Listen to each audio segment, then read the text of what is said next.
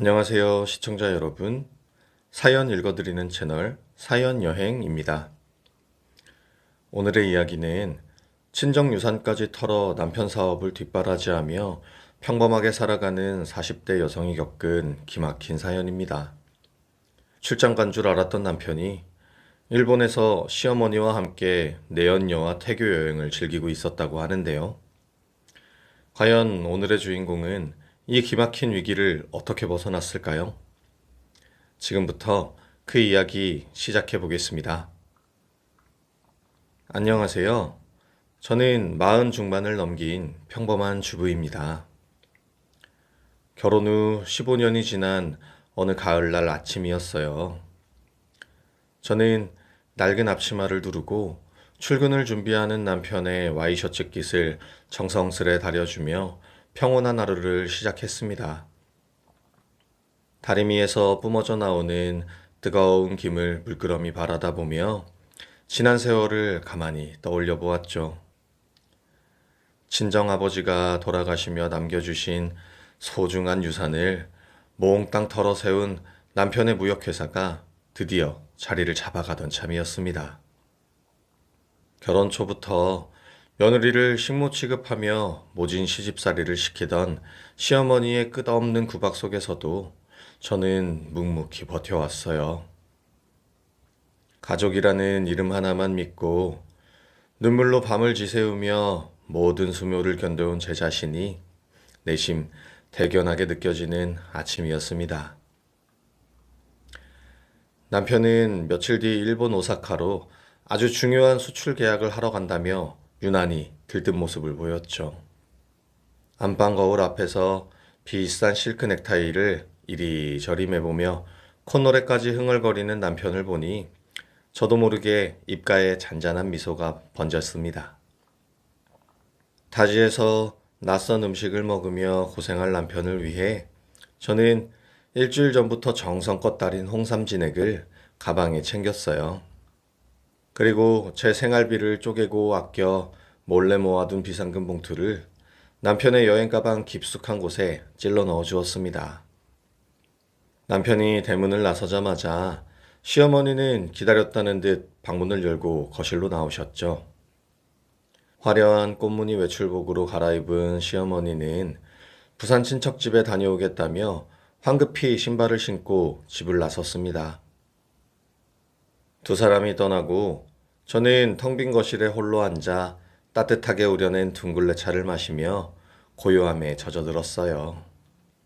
이제 지긋지긋한 가난도 끝났고 좋은 일만 생기겠구나 하며 바보 같은 평온함에 빠져 혼자 웃음을 지었죠. 그런데 그날 오후 남편의 서재를 청소하던 중 평소에는 자물쇠로 굳게 잠겨있던 책상 맨 아래 서랍이 미세하게 열려있는 것을 발견했습니다. 서랍을 무심코 안으로 밀어넣으려던 순간 틈새로 살짝 삐져나온 낯선 분홍색 수첩 귀퉁이가 제 시선에 확 꽂혔어요. 불길한 예감에 홀린 듯 덜덜 떨리는 손으로 서랍을 당겨 수첩을 꺼내보니 귀여운 아기 그림이 그려져 있는 산모 수첩이었어요. 발밑이 푹 꺼지는 것처럼 가슴이 철렁 내려앉는 것을 느끼며 수첩의 첫 장을 펼쳤습니다. 그 안에는 제가 전혀 모르는 낯선 젊은 여자의 이름과 나이가 또렷하게 적혀 있었죠. 그리고 그 아래는 우리 튼튼이 아빠라는 낯뜨거운 글씨와 함께 남편의 다정한 필체가 나란히 적혀 있었습니다. 순간 숨이 턱 막혀 오르며 쥐고 있던 수첩이 사시나무 떨리듯 파르르 떨렸고 온몸에서 식은땀이 쏟아졌습니다. 심장이 터질 것처럼 쿵쾅거려 그대로 바닥에 주저앉으려던 찰나 거실 탁자 위에 놓인 제 휴대폰이 날카로운 벨소리를 내며 울리기 시작했죠. 화면에는 일본 오사카에 살고 있는 고향 친구 이름이 번쩍이고 있었습니다. 전화벨이 날카롭게 울리고 잠시 후 저는 덜덜 떨리는 손으로 조심스럽게 전화를 받았습니다. 수화기 너머로는 시끌벅적한 시장통 소리와 낯선 인사말이 어지럽게 들려오고 있었죠. 수화기를 귀에 대자마자 친구가 대뜸 서운한 목소리로 크게 쏘아붙였습니다. 너 오사카에 왔으면 나한테 연락을 해야지. 남편이랑 시어머니 모시고 가족여행 왔냐? 당장 같이 밥 먹자. 저는 뒤통수를 세게 얻어맞은 사람처럼 숨을 헐떡이며 더듬거리듯 대답했어요. 무슨 소리야? 나 지금 집인데. 남편만 출장 갔고 어머니는 부산 가셨어. 제 대답에 친구는 크게 당황했는지 숨을 거칠게 들이키더니 한참 동안 아무 말도 하지 못했습니다. 잠시 후 짧은 알림음 소리와 함께 친구가 제 휴대폰으로 사진 한 장을 보냈죠. 화면에 뜬 사진을 확인한 순간 저는 다리에 힘이 풀려 그대로 차가운 거실 바닥에 주저앉고 말았습니다. 화려한 간판이 늘어선 오사카 거리 한복판에서 남편이 어떤 젊은 여자의 허리를 감싸 안고 환하게 웃고 있었어요. 심지어 그 옆에는 부산에 간다며 집을 나섰던 시어머니가 그 젊은 여자의 손을 꼭 잡고 친딸처럼 챙기고 있었습니다. 눈앞이 시뻘겋게 물들며 저는 당장 남편에게 국제전화를 걸어 화면을 부술듯이 버튼을 눌렀습니다. 신호음이 몇 번 울리자마자 전화를 받은 남편에게 저는 목에 핏대를 세우며 소리쳤어요. 당신 지금 어디서 누구랑 있어? 당장 똑바로 말 못해? 제 고함에 남편은 코웃음을 치며 귀찮다는 듯이 대답했습니다. 아이, 바이어 접대 중인데 쓸데없는 소리 하고 있어. 당장 끊어! 남편이 일방적으로 전화를 끊어버리자 피가 거꾸로 솟는 분노를 누르고 이번에는 시어머니께 전화를 걸었어요. 수화기 너머로 일본어 안내방송이 뻔히 들리는데도 시어머니는 목소리를 낮추며 속삭였습니다. 부산 친척집이라 바쁘니까 나중에 통화하자. 15년간 제 피와 땀으로 일군 재산으로 저 두 사람이 다른 여자와 희희낙낙하고 있다는 사실에 이가 갈렸습니다. 저는 차가운 거실 바닥을 주먹으로 쾅쾅 내리치며 억울함에 가슴을 쥐어뜯고 짐승처럼 울부짖었어요. 하지만 이대로 가만히 앉아 당할 수만은 없다는 생각에 번떡 눈을 뜨고 자리에서 일어났습니다. 입술을 피가 나도록 꽉 깨물고 안방으로 달려가 여권과 지갑만 작은 가방에 쑤셔 넣었죠. 그리고는 가장 빠른 오사카행 비행기표를 예매한 뒤 겉옷을 걸쳐 입고 미친 듯이 공항으로 내달렸습니다. 가쁜 숨을 몰아쉬며 비행기에 오르는 내내 제 머릿속에는 오직 저 인간들의 가증스러운 얼굴뿐이었습니다. 몇 시간 뒤 오사카 공항에 도착하자마자 마중 나온 친구의 차 조수석에 올라탔어요. 친구가 굳은 표정으로 운전대를 잡은 채 제게 작은 비디오 카메라 하나를 조심스럽게 건네주었습니다. 화면 속에서 흘러나오는 영상을 본 순간 저는 제 남은 이성의 끈이 완전히 툭 하고 끊어지는 것을 느꼈습니다. 오사카의 낯선 공기를 마시며 도착한 그날 저녁이었습니다. 친구의 안내로 도착한 곳은 시내 한복판에 위치한 최고급 호텔이었죠. 로비 구석의 거대한 대리석 기둥 뒤에 숨은 저는 숨을 죽이고 입구를 지켜보았습니다. 얼마 지나지 않아 눈앞에는 평생 잊지 못할 기막힌 광경이 펼쳐지고 있었어요.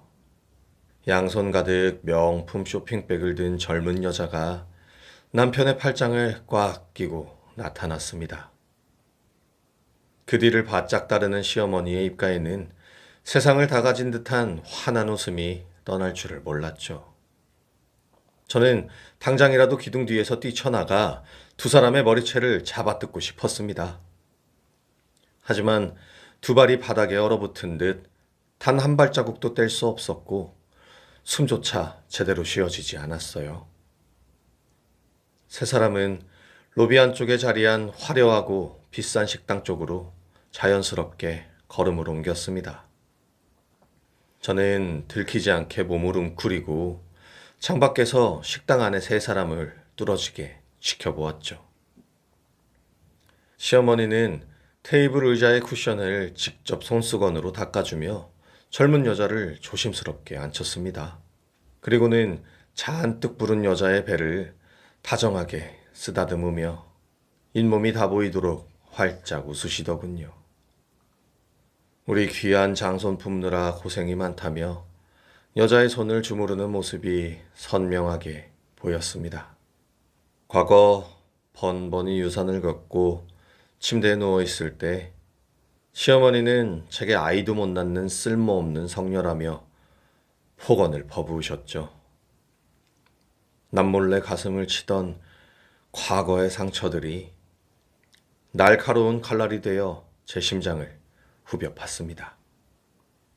쥐고 있던 가방끈을 뜯어질 듯 꽉 움켜쥐고 있는데 마침 남편이 식당 밖으로 걸어 나왔어요. 화장실로 향하던 남편은 복도 목퉁이에 서 있던 저와 정면으로 눈이 마주치고 말았습니다. 저는 분노로 핏발이 선 눈을 부릅뜨고 남편의 앞으로 한 걸음 다가갔죠. 남편은 당황하기는커녕 주변의 눈치를 살피더니 제 어깨를 거칠게 낚아채 구석으로 끌고 갔습니다. 남편이 제 팔목을 비틀며 짐승처럼 낮은 목소리로 으르렁거렸어요.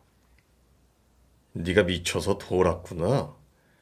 여길 도대체 왜 찾아와서 사람 피곤하게 만들어? 남편의 뻔뻔한 태도에 억장이 무너져 내리며 소리를 지르려던 찰나 소란스러운 소리를 듣고 시어머니가 복도로 나왔습니다.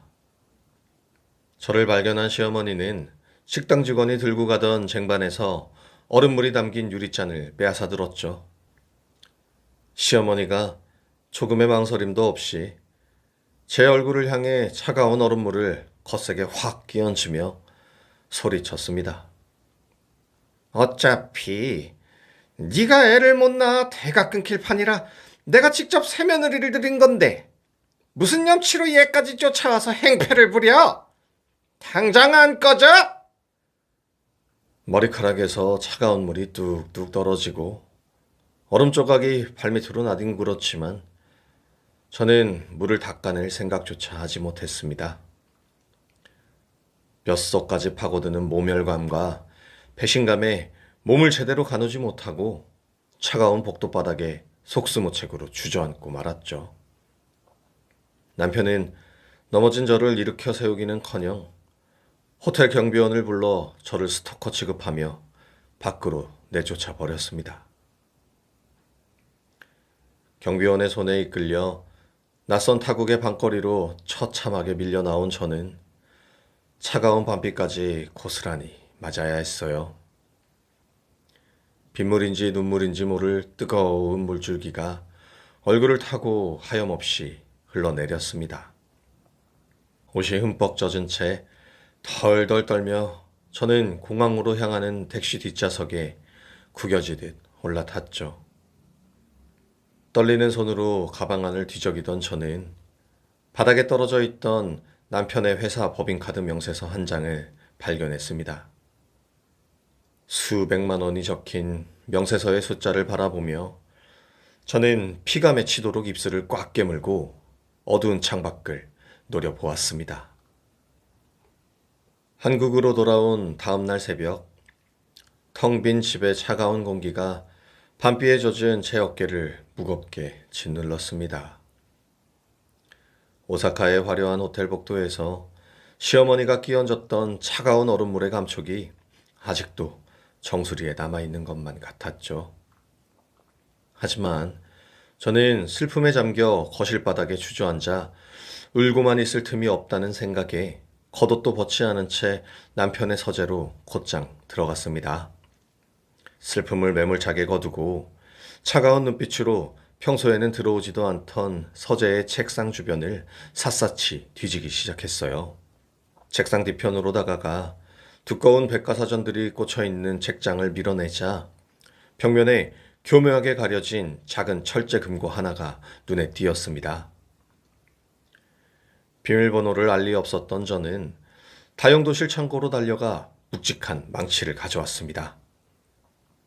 그리고 금고의 다이얼 부분을 미친 듯이 내리치며 결국 손등이 다 까져 피가 흐르는 줄도 모르고 억지로 문을 부수고 열었죠. 삐걱거리는 소리와 함께 금고문이 열리자마자 그 안에서 쏟아져 나온 낡은 서류 뭉치들을 집어든 저는 제 두 눈을 의심할 수밖에 없었습니다. 가장 먼저 제 시선에 꽂힌 것은 제 명의로 된 친정아버지의 소중한 시골 땅을 담보로 잡고 은행에서 막대한 돈을 빌린 대출서류였어요. 남편은 제가 친정아버지께 물려받은 유일한 유산이자 마지막 자존심이었던 그 땅을 제 허락도 없이 무역회사 대출의 담보로 전부 넘겨버렸던 겁니다. 손을 덜덜 떨며 더 깊숙한 곳에서 꺼낸 은행거래 내역서를 한 장 한 장 넘겨보니 기가 막힌 진실이 숨어 있었죠. 남편은 무려 2년 전부터 아주 교묘하고 치밀한 수법으로 회사의 공금과 대출받은 자금을 야금야금 빼돌리고 있었습니다. 두꺼운 서류 뭉치들을 마구잡이로 파헤치던 중 빳빳한 종이 한 장이 제 무릎 위로 툭 하고 떨어졌어요. 황급히 주워 글자를 확인해 보니 그것은 서울 강남 한복판에 있는 으리으리한 고급 아파트의 매매 계약서였습니다. 계약서 매수인 칸에 굵은 글씨로 적힌 이름은 다름 아닌 3년 전 남편 회사에서 일하다가 갑자기 퇴사했던 젊은 격리 직원의 이름이었죠. 오사카에서 남편의 팔짱을 끼고 걷던 바로 그 여자가 회사의 자금 흐름을 조작하는 이중장부를 만들어 남편이 돈을 빼돌리는 것을 적극적으로 돕고 있었던 겁니다. 제 아버지가 평생 피땀 흘려 농사지어 물려주신 돈을 통째로 가로채서 그 어린 내연녀에게 호화로운 집을 사주었다는 사실에 피가 거꾸로 솟구쳤습니다. 하지만 저를 가장 끔찍하고 참담한 충격으로 몰아넣은 것은 그 매매 계약서 밑에 깔려있던 빛바랜 편지 한 장이었어요. 그 종이에는 알아보기 힘들 정도로 삐뚤삐뚤한 시어머니의 글씨로 또박또박 적힌 각서가 선명하게 남아 있었습니다. 시어머니는 벌써 1년 전부터 아들의 불륜과 회사 자금 횡령 사실을 모조리 알고 뒤를 봐주고 있었죠. 오히려 며느리인 저를 빈털터리로 길거리에 내쫓고 온전하게 회사를 아들의 것으로 만들기 위해 치밀하게 판을 짜고 구체적인 지시까지 내렸던 겁니다. 내 평생의 눈물겨운 헌신과 친정아버지의 숭고한 재산이 저 더러운 인간들의 탐욕을 채우는 불쏘시개로 쓰였다는 사실에 뼈가 시리도록 치가 떨렸습니다. 치밀어 오르는 분노로 온몸이 부들부들 떨렸고 입술을 너무 세게 깨문 탓에 입안에서는 비릿한 피맛이 진동을 했죠. 저는 비틀거리는 다리를 간신히 지탱하며 화장실로 걸어가 환하게 불을 켜고 거울 앞에 섰습니다. 거울 속에는 밤새 흘린 눈물과 비 맞은 머리카락으로 엉망이 된 채 퉁퉁 부어오른 초라한 중년 여자가 서 있었어요. 저는 수도꼭지를 거세게 틀고 얼음장같이 차가운 물을 두 손으로 받아 얼굴을 세차게 문지르며 남은 눈물 자국마저 모조리 씻어냈습니다. 그리고 화장대 서랍을 거칠게 열어 커다란 가위 하나를 꺼내 들고는 허리까지 내려오던 소중한 긴 머리카락을 싹둑 한치의 망설임도 없이 잘라내버렸어요. 차가운 타일 바닥으로 후두둑 떨어지는 제 머리카락을 질근질근 받고 서서 저는 독한 마음을 먹고 허공을 향해 소리 없는 맹세를 던졌습니다. 이대로 바보처럼 억울하게 무너지지는 않을 것이며 내 피땀으로 일군 모든 것을 기필코 되찾고 너희들을 지옥 밑바닥 끝까지 끌어내려 주겠다고 말이죠. 어느덧 창밖으로 붉은 동이 트고 아침이 밝아오자마자 저는 대충 겉옷을 주워 입고 집을 나섰습니다. 택시를 잡아 타고 동네에서 가장 독하고 깐깐하게 재판을 진행하기로 소문난 이혼 전문 변호사의 사무실 문을 부서질 듯이 박차고 들어갔죠. 이른 아침이라 문을 열고 서류를 정리하던 늙은 변호사는 눈에 시뻘겋게 핏발이 선 채로 들이닥친 저를 보고 깜짝 놀라며 자리를 원했습니다. 저는 입을 굳게 다문 채 가방에서 철제금고 안에서 찾아낸 모든 횡령 서류와 오사카의 화려한 식당에서 찍힌 사진들을 탁자 위에 쏟아 부었어요. 제 앞에 놓인 엄청난 양의 서류들을 하나하나 꼼꼼하게 훑어보던 변호사는 아무 말 없이 두꺼운 뿔테 안경을 고쳐 썼습니다. 한참 동안 서류에서 눈을 떼지 못하던 변호사의 미간이 무섭게 좁아지더니 이내 굳은 표정으로 책상의 맨 아래 서랍을 열었어요. 그리고 무엇인가를 꺼내 제 앞에 탁자 위에 조심스럽게 올려놓았습니다. 그것은 성인 손가락 마디만한 아주 작은 크기의 검은색 소형 녹음기 3개였죠. 변호사는 서늘하고도 단호한 미소를 지으며 제 떨리는 손에 그 차가운 녹음기들을 꽉 쥐어주었습니다.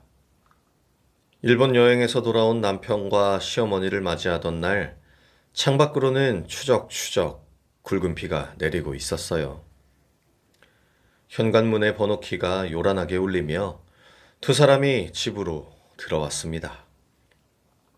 저는 화장대 거울을 보며 억지로 입꼬리를 올려 환하게 웃는 연습을 한 뒤 현관문 앞까지 마중을 나갔죠. 세상에서 가장 반가운 표정을 지으며 두 사람의 손에 들린 무거운 짐들을 얼른 받아들었어요. 시어머니는 현관에 들어서자마자 일본 백화점 상표가 선명한 종이 가방을 등 뒤로 황급히 숨기셨습니다. 그리고는 짐틈에 끼어있던 까만 비닐봉지를 제 가슴팍으로 툭 들이밀었어요. 부산 자갈치 시장에서 젓갈 구경을 하다가 며느리 생각이 나서 사왔다고 천연덕스럽게 거짓말을 하셨죠. 비닐봉지 안에서는 비릿한 냄새가 훅 끼쳤지만 채석으로 온통 뒤집어 놓은 것은 그 역겨운 거짓말이었습니다. 저는 명치 끝에서부터 시큼한 구역질이 끓어오는 것을 꾹 참고 눈웃음을 지어 보였어요. 속으로 붉은 피눈물을 삼키며 세상에서 가장 착하고 순종적인 며느리 흉내를 완벽하게 냈습니다. 두 사람이 옷을 갈아입고 욕실로 들어가 물을 트는 소리를 확인하자마자 저는 재빨리 움직였죠. 미리 앞치마 주머니 깊숙이 숨겨두었던 손바닥만한 소형 녹음기 3개를 급히 꺼냈습니다. 첫 번째 녹음기는 거실 소파 쿠션 틈새에 깊숙이 찔러 넣어 밖에서는 전혀 보이지 않게 만들었어요. 두 번째 녹음기는 시어머니 방으로 들어가 푹신한 침대 매트리스 밑에 감쪽같이 숨겨두었습니다. 마지막 녹음기는 남편 서재의 책상 밑바닥에 강력 접착 테이프로 단단히 붙여두었죠. 다음날 아침 남편이 콧노래를 흥얼거리며 출근하자 저는 모자를 푹 눌러 쓰고 서둘러 집을 나섰습니다. 제가 조심스럽게 찾아간 곳은 남편 회사의 창립 멤버였던 김 이사님이 일하시는 허름하고 작은 식당이었어요. 이사님은 평생을 바쳐 무역회사를 키웠지만 최근 남편의 비열한 횡포에 억울하게 쫓겨나신 분이었죠. 식당 구석진 자리에 마주 앉아 저는 가방에서 남편의 불륜 사진과 이중장부 복사본 뭉치를 꺼냈습니다. 테이블 위에 증거들을 하나씩 펼쳐 보이며 제가 타국에서 겪은 기막힌 일들을 남김없이 모두 털어놓았어요. 사진 속 젊은 여자의 얼굴을 확인한 이사님은 쥐고 있던 숟가락을 집어던지며 주먹으로 테이블을 쾅 내리치셨습니다. 안쪽 방으로 조용히 들어가신 이사님은 낡은 가죽 지갑에서 작은 저장장치 하나를 꺼내 제 손에 꽉 쥐어주셨죠. 이 안에 사장이 그 여자와 짜고 회사 돈을 빼돌린 내역이 전부 들어있으니 재판에서 꼭 이기라고 당부하셨습니다. 그 여자의 이름에 통장 거래 내역까지 완벽하게 정리한 증거를 얻은 저는 흐르는 눈물을 훔치며 식당을 나섰어요. 그날 이후 저는 매일 밤 남편이 안방에서 골아떨어진 틈을 타 몰래 거실로 나왔습니다. 차가운 거실 바닥에 웅크리고 앉아 두꺼운 겨울 이불을 뒤집어 쓰고 휴대폰 불빛에 의지해 녹음기를 켰죠. 매일 밤 녹음된 내용들을 하나하나 집중해서 들으며 필요한 대화들을 날짜별로 꼼꼼하게 정리했습니다. 어느 날 밤 시어머니 방에 설치해둔 녹음기에서 신우이와 통화하는 시어머니의 목소리가 흘러나왔어요. 조금만 기다려. 애도 못 낳는 빈 껍데기 며느리 당장 쫓아내고 장손 품은 새 며느리랑 떵떵거리면서 살 거다. 소름 끼치도록 악독하고 잔인한 목소리가 제 귓가를 사정없이 때렸습니다. 저는 손톱이 살갗을 파고들어 핏방울이 맺힐 정도로 두 주먹을 바들바들 떨며 꽉 쥐었죠. 행여나 짐승 같은 울음소리가 밖으로 새나갈까봐 두꺼운 이불자락을 질근질근 씹으며 뜨거운 눈물을 삼켜야만 했습니다. 그렇게 뜬 눈으로 밤을 지새우며 도끼를 품고 완벽하게 증거를 모아갈 즈음이었어요. 비가 내리던 저녁에 남편은 퇴근길에 두툼한 서류봉투 하나를 들고 와 안방 화장대 위에 툭 던졌습니다. 그리고는 팔짱을 끼고 거만하게 턱을 치켜들며 아주 당연하다는 듯이 무리한 요구를 늘어놓았죠. 요즘 회사 자금이 꽉 막혀서 대출을 연장해야 하니 장모님 시골집 좀 담보로 내놓으라고 말입니다. 장모님 명의로 연대보증 서명 하나만 빨리 해달라며 뻔뻔한 얼굴로 종이를 바짝 들이밀었어요. 이미 늙으신 친정아버지 유산인 소중한 땅까지 자기 마음대로 홀랑 팔아먹은 것도 모자란 인간이었습니다. 이제는 늙으신 친정어머니의 유일한 집마저 다른 살림을 차리는 데 쓰려 한다는 생각에 숨이 턱 막혀왔죠. 저는 당장이라도 탁자 위에 있던 무거운 화장품병을 집어던지고 남편의 뺨을 세차게 올려붙이고 싶었습니다. 하지만 간신히 뜨거운 화를 억누르고 바보처럼 순진하고 멍청한 표정을 지어 보였어요. 도장을 순순히 찍어주는 척하며 테이블 위에 서류봉투를 제 가슴 품으로 슬쩍 끌어당겼습니다. 아주 부드럽고 나긋나긋한 목소리로 남편을 향해 치밀하게 준비된 제안을 천천히 던졌죠. 여보, 마침 보름 뒤가 어머님 칠순잔치잖아요. 시댁 식구들 다 모이는 날 제가 사람들 앞에서 기분 좋게 서명해 드릴게요. 제가 며느리돌이도 하고 당신 체면도 제대로 살려주겠다는 말에 남편은 몹시 흡족한 미소를 지으며 고개를 끄덕였습니다. 눈앞에 이게 눈이 먼 남편의 탐욕스러운 미소를 마주하며 저는 속으로 시퍼렇게 날이 선 복수의 칼을 조용히 품었어요. 결전의 날인 시어머니 칠순잔치 당일 아침부터 제 심장은 북소리처럼 거세게 뛰었습니다. 동네에서 가장 크고 비싼 한정식집의 대형룸은 축하하려 온 시댁 식구들과 남편의 지인들로 발 디딜 틈 없이 붐볐어요. 시어머니는 미용실에서 화려하게 머리를 올리고 값비싼 비단 한복을 차려입은 채 상석에 떡하니 앉아 계셨습니다. 친척들이 인사를 건넬 때마다 시어머니는 목소리를 한껏 높여 가증스러운 거짓 칭찬을 뻔뻔하게 늘어놓으셨죠. 우리 아들이 치질이도 복이 없어서 무능한 며느리 만나 고생하더니 이제야 회사를 이만큼 키워서 호강시켜주네요. 남편 역시 사람들의 시선을 한껏 즐기며 기름진 얼굴로 가증스러운 효자 노릇을 톡톡히 하고 있었습니다. 제가 가족을 위해 이 한 몸 바쳐 일한 덕분에 어머니 칠순잔치도 이렇게 크게 열어드리고 참 뿌듯합니다. 두 사람의 구역질 나는 연극을 묵묵히 지켜보며 저는 빈 접시를 조용히 나르고 철저하게 숨을 죽였어요. 잔치가 무르익고 술잔이 돌기 시작할 무렵 저는 화장실을 다녀오겠다며 슬그머니 자리에서 일어나 식당 밖으로 나왔습니다. 그리고 미리 돈을 주고 섭외해둔 심부름센터 직원에게 전화를 걸어 내연녀에게 보낼 문자 메시지를 서둘러 지시했죠. 남편의 휴대전화 번호로 발신자를 감쪽같이 조작한 다급한 문자 메시지가 내연녀의 휴대전화로 전송되었습니다. 자기야, 오늘 여기서 칠순잔치 다 엎어버리고 당신 정식으로 소개할 테니 당장 한정식집 3번 룸으로 와. 제가 치밀하게 준비한 가장 강력하고 치명적인 미끼가 아주 완벽하게 던져지는 순간이었어요. 차가운 물로 손을 씻으며 거울을 보고 표정을 가다듬은 저는 다시 식당 룸으로 천천히 걸어 들어갔습니다.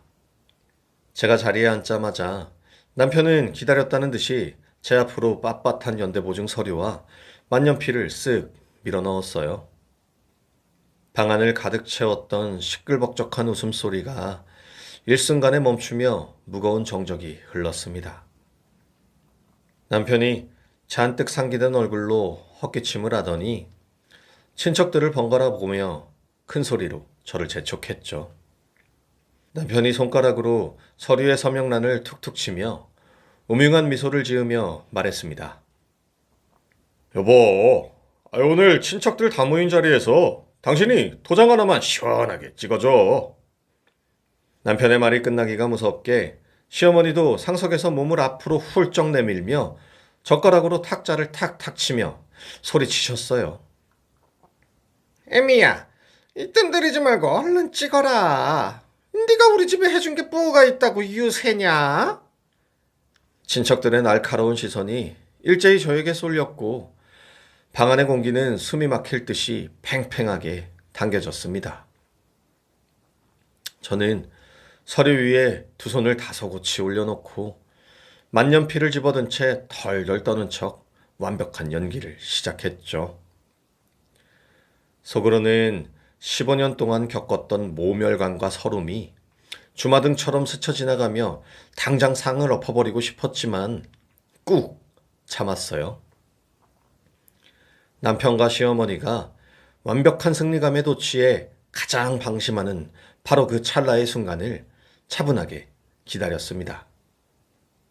제가 서명을 지체하자 남편이 답답하다는 듯 미간을 찌푸리며 제 손목을 거칠게 낚아채려던 바로 그때였어요.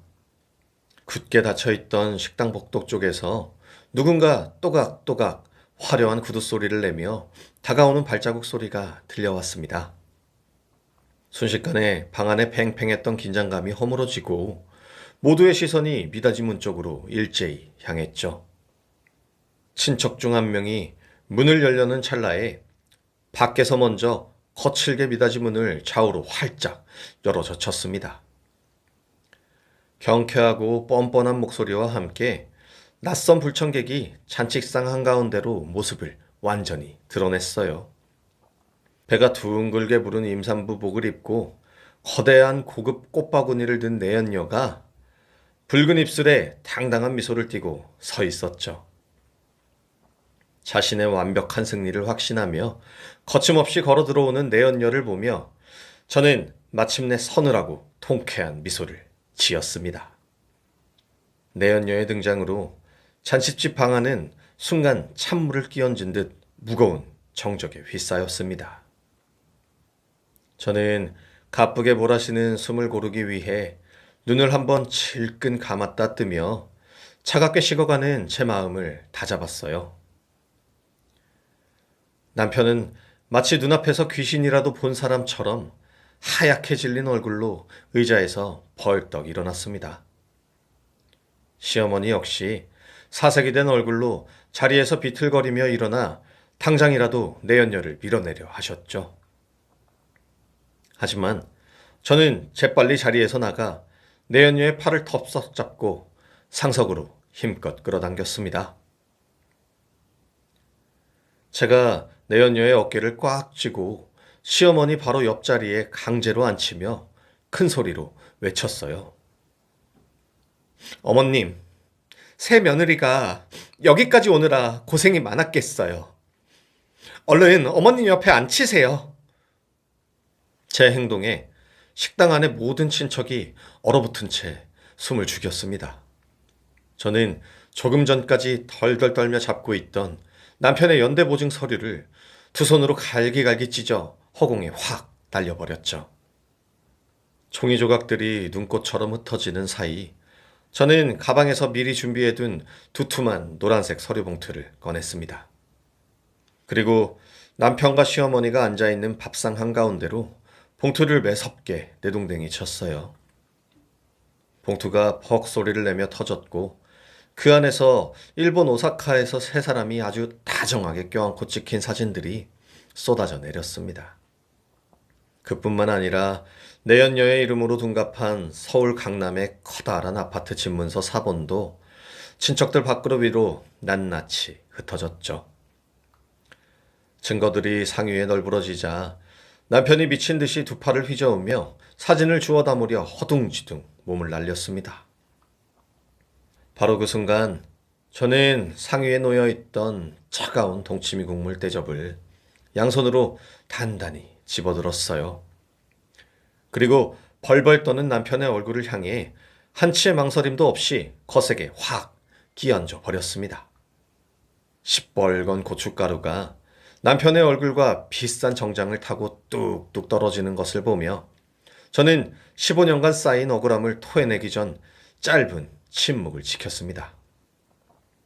크게 숨을 한번 들어 마신 저는 눈을 부릅뜨고 식당에 떠나가라 혹통을 치며 삿대질을 했어요. 내 돈으로 회사 키워놓고 뒤에서 딴 살림 차린 것도 모자라서 내 친정아버지 재산까지 이 여자 집 사주는 데 쓰는 이 더러운 도둑놈아! 제 일갈에 식당 안은 말 그대로 발칵 뒤집히고 완전히 아수라장이 되었습니다. 시어머니는 불리한 상황을 모면하려고 뒷목을 잡고 바닥으로 스르르 쓰러지는 척 어설픈 연기를 시작하셨죠.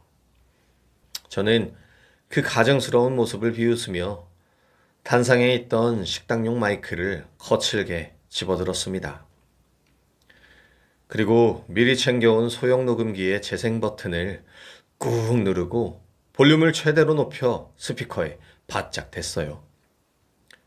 스피커를 타고 시어머니의 앙칼지고 표독스러운 목소리가 식당 안을 쩌렁쩌렁 울렸습니다. 조금만 기다려. 아니 저 빈 껍데기 며느리 쫓아내고 우리 장손 내 품에 안을 거다. 녹음된 끔찍한 음성이 끝나자 시어머니를 부축하던 친척들조차 경악하며 고개를 젓고 뒷걸음을 쳤어요. 상황 파악을 못한 내연녀가 덜덜 떨며 남편 등 뒤로 숨어서 훌쩍거리기 시작했습니다. 저는 곧바로 가방에서 회사 돈을 훔친 증거를 모은 고소 서류를 꺼내 내연녀의 코앞에 매섭게 들이밀었죠. 제가 내연녀의 멱살을 잡을 듯이 다가가 서류를 흔들며 차가운 목소리로 쏘아붙였습니다. 너도 내 남편이랑 회사 돈 훔친 공범이니까 내일 같이 경찰서로 나와. 남편이 바닥에 털썩 주저앉아 제 가랑이를 붙잡고 징승처럼 울부짖으며 매달렸습니다. 저는 저를 붙잡은 남편의 더러운 손을 구두굽으로 메모차게 걷어차 버렸어요. 그리고 잔뜩 굳어버린 친척들을 향해 고개를 한번 까딱 숙여 인사를 건넸습니다. 오늘 칠순잔치는 여기서 끝났으니 다들 돌아가시죠. 저는 바닥에 뒹구는 남편과 거품을 물고 쓰러진 시어머니를 뒤로 한 채 식당 미닫이 문을 활짝 열고 당당한 걸음으로 빠져나왔습니다. 그 아수라장 같았던 칠순잔치를 끝내고 어느덧 1년이라는 긴 시간이 흘렀습니다. 저는 오늘 법원을 찾아가 남편이 차가운 감옥에서 3년을 살아야 한다는 확정 판결문을 제 손으로 직접 받아들었어요. 법원은 남편이 회사 공금을 훔치고 몰래 빼돌린 죄를 모두 인정했고 남편은 손목에 수갑을 찬 채 철장에 들어갔습니다. 남편이 땡전 한 푼 없는 신세로 감옥에 들어가자 내연녀는 남편 소유로 해두었던 비싼 자동차마저 몽땅 팔아치웠죠. 그리고는 뱃속에 있던 아이도 지워버린 채 짐을 싸서 흔적도 없이 야반도주를 했다는 소식을 전해 들었어요. 회사 돈을 토해내고 하루아침에 강남 고급 아파트에서 맨몸으로 도망친 내연녀의 아주 비참한 최후를 저는 똑똑히 확인했습니다. 평생을 떵떵거리며 남들 위해서 군림할 줄 알았던 시어머니는 오갈 데가 없어져 산동네의 좁고 냄새나는 월세 단칸방으로 짐을 옮겼죠. 그제야 헛된 꿈에서 깨어난 시어머니는 매일 저에게 제발 한 번만 늙은이를 용서해달라고 눈물로 쓴 삐뚤빼뚤한 사과 편지를 붙이고 있습니다. 하지만 저는 우체통에 겹겹이 쌓인 그 구질구질한 편지들을 단 한 번도 뜯어보지도 않고 곧장 파쇄기에 넣어 가루로 만들어 버립니다. 저를 15년 동안 노예처럼 부려먹던 사람들에 대한 제 마음속 알량한 미련까지 아주 깨끗하게 지워냈어요. 남편이 훔쳐간 친정아버지의 소중한 시골 땅도 복잡한 절차를 거쳐 무사히 제 이름으로 다시 완벽하게 되찾았습니다.